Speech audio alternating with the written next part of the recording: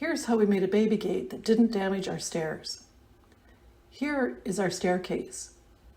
A traditional baby gate would need something to press against on both sides, and we didn't have that in this case. So here's what we did instead. We made something that would just slide right in and could clip into place. And here's how we did it. By the way, this only cost us $1.50 altogether because we had everything else around the house. We used a sheet of panel board that we had, and a small piece of wood. I'll show you what we needed that wood for. Some screws. We covered it in 2 old lap blankets. Softer material was quite good because we wanted something that wouldn't scrape against the stairs.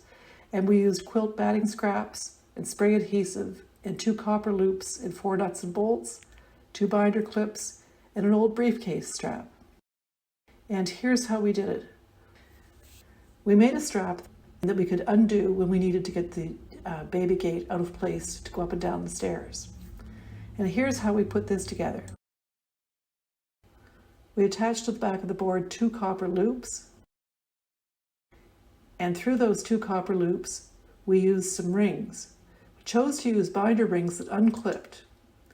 That way we could have the copper loops sticking through the fabric, as I'll show you, and then put these loops on afterwards, the clips on afterwards.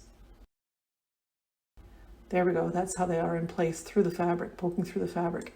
And then to hold this to the wall mounting, we used an old briefcase strap, and the advantage of this was, first off, that it was free, but also it was adjustable.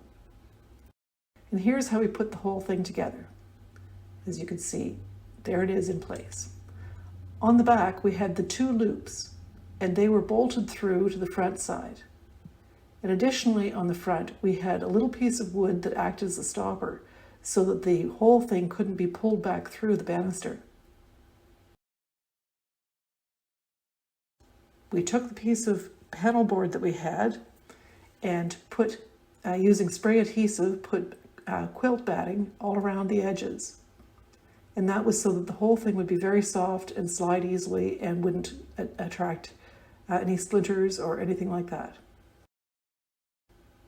We already had the loops in place. Here you can see the corners. We did an extra layer. And then I took the 2 blankets and sewed them together to make a big case, sewn on 3 sides and open on the 4th side, and then slid the whole panel board with its loops and piece of wood into the envelope. And then when it was all slid in, brought the whole thing together, and then sewed up the final end, the 4th side, by hand. Now here you can see it in place because all we had to do was put the clips, the binder clips on the loops, and then put that strap in place and adjust the tension. And here you can see the back side with the loops. Now we had the piece of wood on the front side at the bottom to prevent pulling the whole board through the banisters. So if you pulled it to the left-hand side, couldn't go through because of that. If you pulled it on the right-hand side with the tension of the strap holding it in place.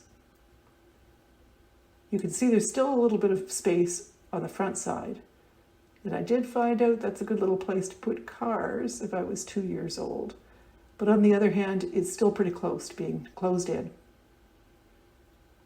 Here's what it looks like when the gate is open from both sides and when it's closed.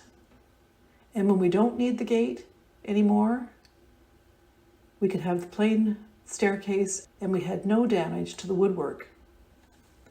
And as I mentioned, the whole project cost $1.50 just for a few bolts that we had to buy that we didn't have on hand.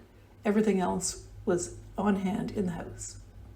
We've watched a lot of YouTube videos and we appreciate them, the how-to videos, so I thought I would put this online so other people might get an idea of how they could make a baby gate without damaging their woodwork around their staircase.